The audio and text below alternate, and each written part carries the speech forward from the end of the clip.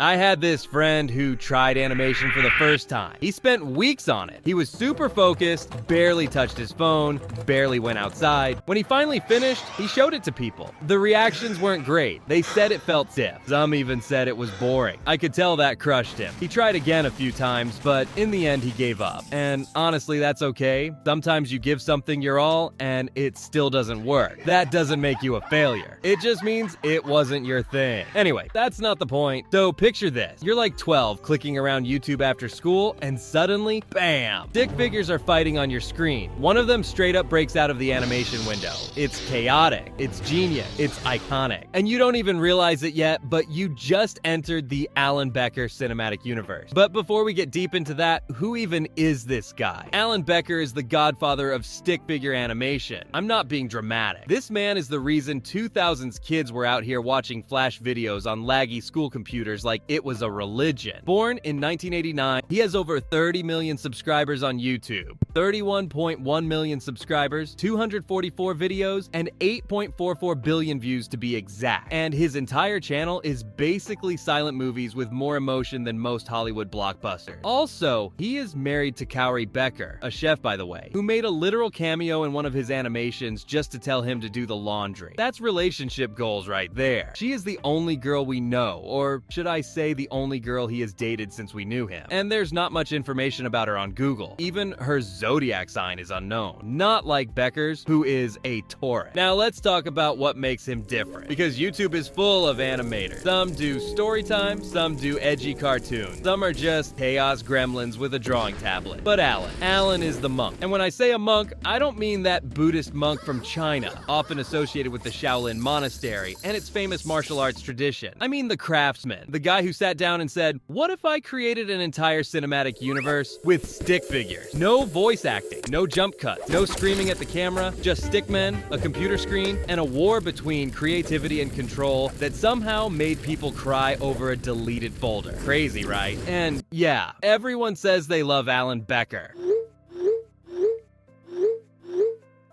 I do too, by the way. I mean, my younger sister does. But they love him in that quiet, respectful, internet core kind of way. Like, I grew up watching his videos and now I cry when I see the orange stickman get hurt kind of way. It's not loud fandom. It's soft loyalty, and that's kind of beautiful. Some animators feel like homework. Story Booth, for example, just dumps a voiceover and slaps basic drawings on it. Every video ends with a life lesson no one asked for. Meanwhile, Alan makes a stick figure blink, and somehow it's more emotional than the whole story. Then there's Wolfachu. Cute voice, sure, but it's the same shy girl loop over and over. No real growth. Alan's characters don't even speak, but they've evolved more in silence than some channels have in years. Let's be real. Those exposing animator drama channels, they exist just to farm outrage. Cheap edits, bad mics, recycled take. Alan stays far from all that. He just animates, disappears, and drops something beautiful again. It's peaceful. Then you've got people like It's Alex Clark, who used to be about stories, but now it's more, let me talk about views and ad deals. Alan doesn't even show his face. No flexing, just solid work to hit. Some animations are so bad you start questioning if it's satire, like Sam Tabor's stuff. Feels like someone testing animation software for the first time. Good for him, but Alan's worst scene still clears that entire channel. And don't get me started on those, my crush rejected me, and I fell into a coma fake story animator. They use the same stick girl PNG for every vid. Meanwhile, Alan's stickmen are silent, faceless, but somehow make you cry in 5 minutes flat. That's not even fair. Alan doesn't need drama, fake tears, or gimmicks. He just builds stories that actually feel alive. While others chase views, he chases meaning. And that's why he wins. And it's not just animation, it's the care. This dude hand animated hundreds of Minecraft blocks just to make a 30-second visual gag. Like, who does that? You can feel how much he loves this stuff. It's in every frame. It's in the pacing. It's in how he lets a beat breathe. How he doesn't rush a joke or a fight or a feeling. Also, let's talk arc. The Animator versus Animation series isn't just a flex. It's a full-blown emotional journey. You start off rooting for the animator. Then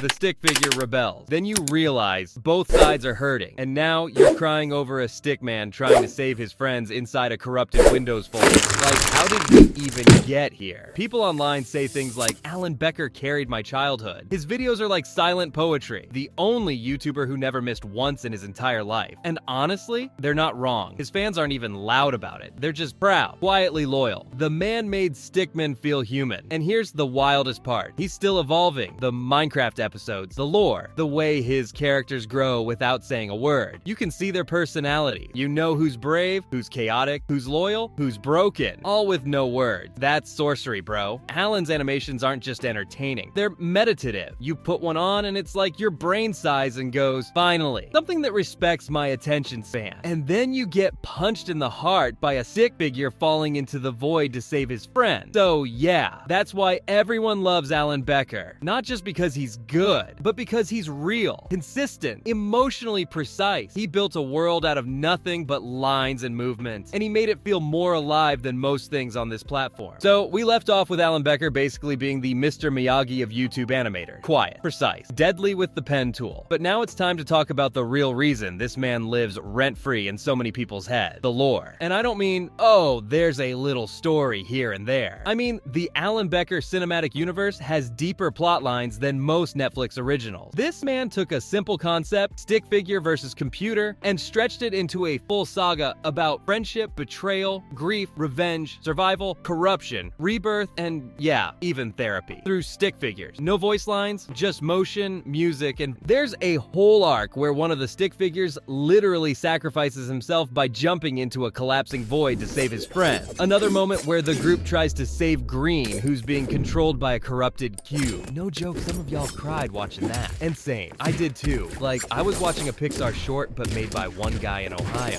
And don't even get me started on the second coming. The red-orange stickman, who was the original enemy in the first Animator versus animation. He starts off angry, rebellious, ready to destroy everything the animator built. And then, by the time we hit the later episodes, he's the leader. The one saving his friend, protecting the system, literally becoming the hero. That's not just growth, that's a character arc with depth, all from a guy who doesn't talk. He just punches code and makes you cry. That's the thing about Alan Becker. You don't need dialogue when the animation says it all. The glances, the way a character pauses before making a choice, the way Green clutches his head when he's breaking free from corruption, the way they sit together after a fight, breathing heavy, just being. That silence speaks volume. And this isn't just me being sappy. The comments are full of it too. This animation had more emotion than my last relationship. I don't know how he did it, but Alan made me cry over a bunch of colored stick figures. Green is literally my comfort character now. Same energy. Every comment section of his videos reads like group therapy. People projecting, venting, unpacking trauma, all because a stickman stood up for his friend. It's low-key beautiful. But then there's also the other side, the fan culture. Unlike most fandoms that get messy fast, the Alan Becker fandom is mostly chill. No weird ships, no cringe war. Just people geeking out over animation frames and plot theories like, what if Blue is secretly the strongest but hides it because he's scared of power? Like, bro, that's literature. There's a real respect in this community. People know how long these animations take. Some videos take months, and it shows. The attention to detail, the lighting, the micro movement. You know when the cursor opens a file and the stick figure flinches before the folder expands. That's not an accident. That's storytelling on a microscopic level. Compare that to other creators. Again, with nutshell animations, you've got speed, upload after upload. But people have started calling it soulless. Overworked animators, stretch teams, short-form TikTok vibe. Alan drops one video in 10 months, and it's a cultural reset. Everyone shuts up and watches. With Vivzy Pop, you've got chaos. Some people love the edge, others say it's overdone. Her fan base is passionate, but also chaotic evil sometimes. Fandom wars, discourse, ships, drama. Alan's community, quietly theorizing about lore and animating stickmen hugging. No yelling, just vibe. Even with storytime animators like Jaden or the Otta Ones out, it's different. Those are creators you like because they talk to you. You relate to their stories, their humor, their voice. With Alan, it's the absence of all that makes it hit harder. It's like watching a painting move. You fill in the blanks yourself, and that makes it feel personal. And don't forget the Minecraft art. Y'all, the Minecraft episodes are not just stickmen in a block world. They're an entire survival epic. The stick figures get trapped in Minecraft, have to figure out crafting, fighting mobs, surviving. There's betrayal, there's drama, there's a whole underground war. At one point, they literally go to the end. And it still manages to be emotional. Like, what is this man cooking? How is this free? How is this still just stickmen and blocks and a silent animator god occasionally stepping in with a mouse cursor to shake things up? It's just impressive. Like, Alan could have stopped at one viral video in 2000 2006. But instead, he built a multi-decade saga, stayed consistent, never sold out, never became corny, and somehow kept making it better. That kind of longevity is rare. That kind of quiet power, even rarer. And don't forget the little thing, like how he credits his wife in Ava for that one scene where she tells him to do the laundry and he literally stops animating. Or how the stick figures all have their own unique personalities without a single word. Or the way his videos feel. You know, that warm chill that runs down your back when a scene hits just right. Yeah, that's Alan Becker sauce. He doesn't flex, he doesn't scream, he just shows up, delivers a masterpiece, and vanishes like a wizard made of Adobe Flash and P. So yeah, that's why everyone loves Alan Becker, because he never needed noise to speak loud, never needed drama to matter. He made simple things feel deep, he made motion into emotion, and he built a world where stickmen fall, fight, fail, rise, and love, all without saying a word. And sometimes, that's the loudest story of all. He doesn't flex, he doesn't scream, he just shows up, delivers a masterpiece, and vanishes like a wizard made of Adobe Flash and P. So yeah, that's why everyone loves Alan Becker, because he never needed noise to speak loud, never needed drama to matter. He made simple things feel deep, he made motion into emotion, and he built a world where stickmen fall, fight, fail, rise, and love, all without saying a word. And sometimes, that's the loudest story of all. Alan Becker didn't just make animation, he made moments for a whole generation, for all of us. And the wildest part, he's still doing it, quietly, brilliantly, like always. Anyway, go watch his videos again. You'll see what I mean. You'll get it once you've watched him. If this hit, drop a like, share it around, and let me know what you think about Alan in the comments. Catch you in the next one.